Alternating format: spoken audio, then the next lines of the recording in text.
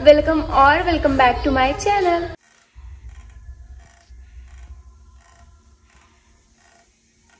तर नेहमीप्रमाणेच लाडूची आंघोळ झालेली आहे आणि लाडू झोपलेला आहे आणि आता मी करणार आहे आलू पराठा। तर मी इथे कुकर लावलेला आहे बटाट्याचा आणि आता पीठ मळून घेणार आहे आणि त्यानंतर मग आलू पराठ्याची रेसिपी मी तुमच्यासोबत शेअर करणार आहे। तर एकीकडे मी कुकर लावून घेतला, बटाटे शिजायला टाकले आणि दुसरीकडे मग मी पीठ मळून घेतलं। तर पीठ नॉर्मल मी जसं चपात्यांसाठी मळते तसंच मी सेम आलू पराठ्यासाठी सुद्धा मळते। मी त्यात अजिबात मैदा वापरत नाही। पण तुम्ही जर का नव्याने करत असाल किंवा नवीन शिकत असाल तर तुम्ही यामध्ये थोडासा मैदा ॲड करू शकता, त्याने तुमचे पराठे आहेत ते फाटणार नाहीत। आणि इथे मी पीठ मळत असताना शिव खेळत होता आणि त्याचं लक्षच नव्हतं, तर हे जे लाकडाचं पार्टिशन आहे ते त्याच्या डोक्याला लागलं, त्यामुळे तो रडत होता। मग मी त्याला घेऊन इथे किचन वाट्यावर माझ्या शेजारी बसवलं आणि मग इथे बसून तो शांत झाला। तर पीठ मळून मी एकीकडे ठेवलं आणि तेवढ्या वेळामध्ये बटाट्याचा जो कुकर आहे तो थंड झाला। मग मी लगेच बटाट्याचे साल काढून घेतले। तर आलू पराठा बऱ्याच वेगवेगळ्या पद्धतीने बनवला जातो, पण त्यात कॉमन म्हणजे एक तर बटाट्यामध्ये डायरेक्ट आपण मसाले मिक्स करून मग ते पिठामध्ये भरून त्याचे आलू पराठे बनवायचे, किंवा मग काही जण जी वडापावसाठी आपण बटाट्याची चटणी बनवतो तशी पूर्ण चटणी बनवून घेतात, ती भाजी बनवून घेतात पिवळी आणि त्यानंतर मग ते स्टफिंग भरून आलू पराठा बनवतात। तर बटाटे मॅश करून घ्यायचे चांगले, त्यात मोठे बटाटे राहिले नाही पाहिजेत। तुम्हाला हवं असेल तर तुम्ही बारकं जे ग्रेटर असतं त्याने ग्रेट करू शकता, किंवा मग चांगले शिजले असतील ना तर हाताने सुद्धा मॅश होतात। तर मी तुम्हाला इथे दोन्ही पद्धतीने करून दाखवलं। आणि बटाटे छान मॅश केले की मग यामध्ये लाल तिखट, हळद, मीठ, बारीक चिरलेली कोथिंबीर, किसलेला लसूण आणि ओवा, आमचूर पावडर आणि धना पावडर, हे एवढ्या गोष्टी मी यामध्ये ॲड केलेल्या आहेत। आणि हे सगळे मसाले ॲड करून त्याची एक छान अशी स्मूथ एक स्टफिंग बनवून घ्यायची आहे। आणि काल लिटरली लाडू पडता वाचलेला आहे। मी त्याला नेहमीप्रमाणेच मी त्याला कॅरीकॉटमध्ये तो बसला होता आणि मी स्वयंपाक करत होते आणि जस्ट 2 मिनिटासाठी मी अशी वळाले आणि मी स्वयंपाक करत होते आणि माझं सारखं त्याच्याकडे लक्ष असतं। पण जसा तो पालथा पडायला सुरुवात झाली ना, त्याला इतकी उठण्याची आणि धावण्याची घाई झालेली आहे ना, तर तो पुश करत असतो स्वतःला पुढे जाण्यासाठी। आणि मी त्याला कॅरीकॉटमध्ये बसवलं आणि माझं तोंड तिकडे किचनकडे होतं आणि जस्ट थोड्या वेळासाठी मी काहीतरी करत होते आणि मी मागे बघितलं तर लिटरली लाडूचे पाय खाली जमिनीला टेकलेले होते आणि त्याचे हातच वरती राहिलेले होते। म्हणजे तो कंटिन्यूस सतत स्वतःला पुश करत असतो पुढे जाण्यासाठी आणि त्याला खाली जरी ठेवलं ना तरी तो सेकंदाला लगेच पलटी होतो आणि पुढे जाण्याचा प्रयत्न करतो। आणि त्याला इतका फोर्स लावतो ना तो की सतत त्याला सरळ करण्यासाठी एक माणूस सेपरेट हवंय। तर आता माझ्यासाठी काम आहे ना खूप डिफिकल्ट झालेली आहेत। आणि शिव तर 3ऱ्या महिन्यामध्येच पालथा पडायला स्टार्ट झाला होता, पण तरीसुद्धा शिवने 1 वर्षभर कॅरीकॉट वापरला आणि कधीही तो त्यात न पडला किंवा खाली घसरलेला नाहीये।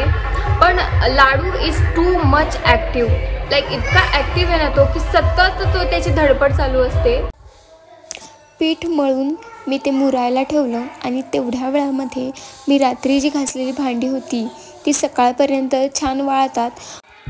तर तेवढ्या वेळामध्ये मी ही भांडी ट्रॉलीमध्ये लावून टाकली, नाहीतर मग जी स्वयंपाकाची परत भांडी निघतात ना ती आणि ती आदली भांडी मग असं खूप पसारा होतो।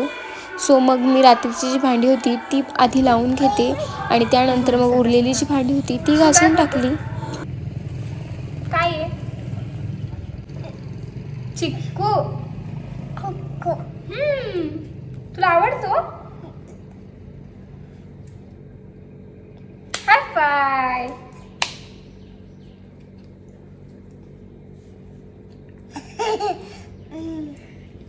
बेस्ट कर, बेस्ट.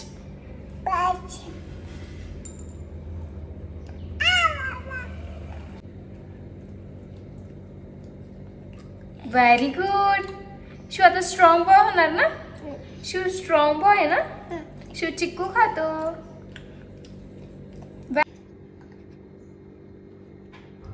टाक ना थोडस, टाक अजून, टाक अजून, टाक टाक अजून. Very good. अजून टाक थोडस दादू. Very good. आणि त्यानंतर मग पराठा करायला घेतला आणि तेवढ्यात लाडू उठला. गप्पा मारत मम्मी सोबत. कोण कोण कोण काय. कोण काय म्हणतोस. मम्मा मम्मा मम्मा मम्मा. चला चला चला. अरे चला चला चला. काय रेडी झालं म्हणा मी.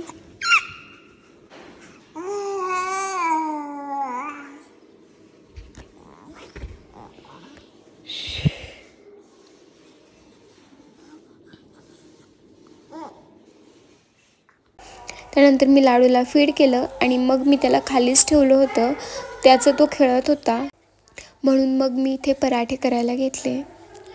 तर सगळ्यात आधी आपण नॉर्मल जशी चपाती बनवतो तशी छोटी चपाती बनवून घ्यायची आणि त्यामध्ये स्टफिंग भरायचं, भरपूर स्टफिंग भरायचं.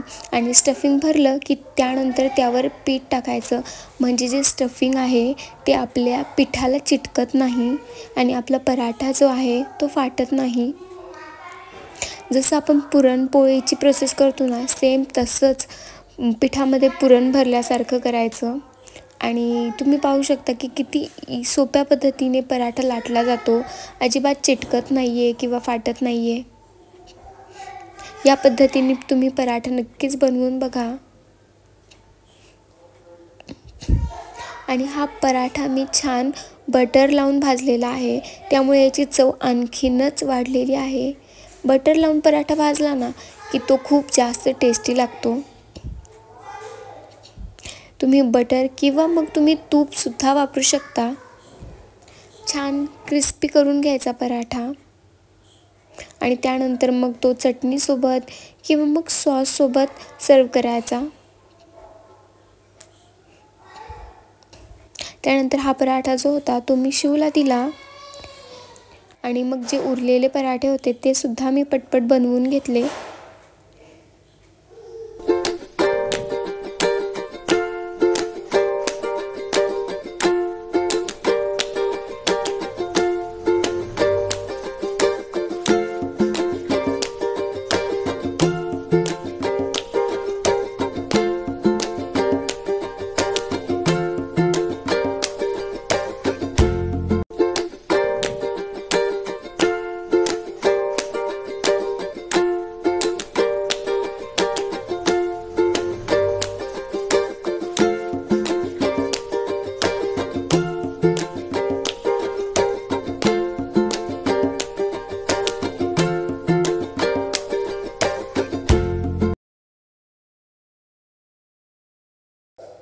आणि हा छोटूसा लास्ट पराठा हा झाला. आणि त्यानंतर इथे शिव चपाती बनवत होता आणि त्याने इतका पसारा करून ठेवला होता.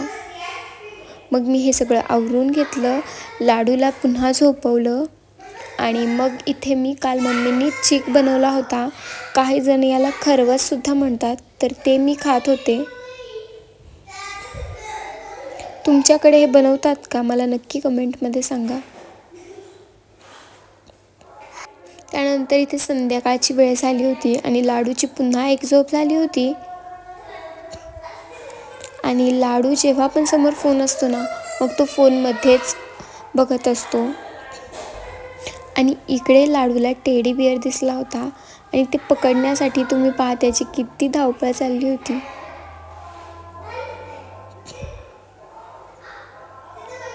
आणि त्यानंतर मग मी त्याला बाहेर पोर्चमध्ये खेळायला ठेवलं होतं. बाहेर मग बऱ्याच गोष्टी त्याला दिसत राहतात आणि तो तिथे छान खेळतो.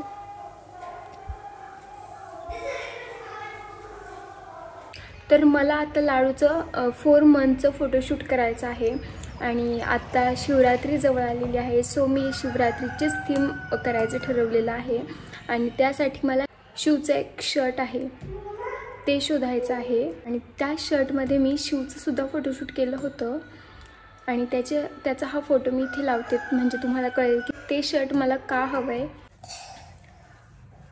तर हे शर्ट मला सापडलं आहे आणि यावर असं ओम, स्वस्तिक आणि ओम नमः शिवाय असं लिहिलेलं आहे.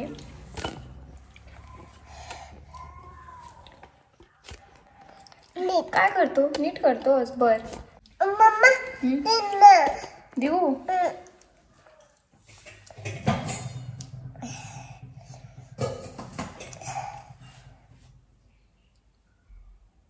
हे कोणाचं शर्ट आहे शिव? कोणाचं शर्ट आहे? कोणाचं आहे? शिवचं. बेबीला देशील का?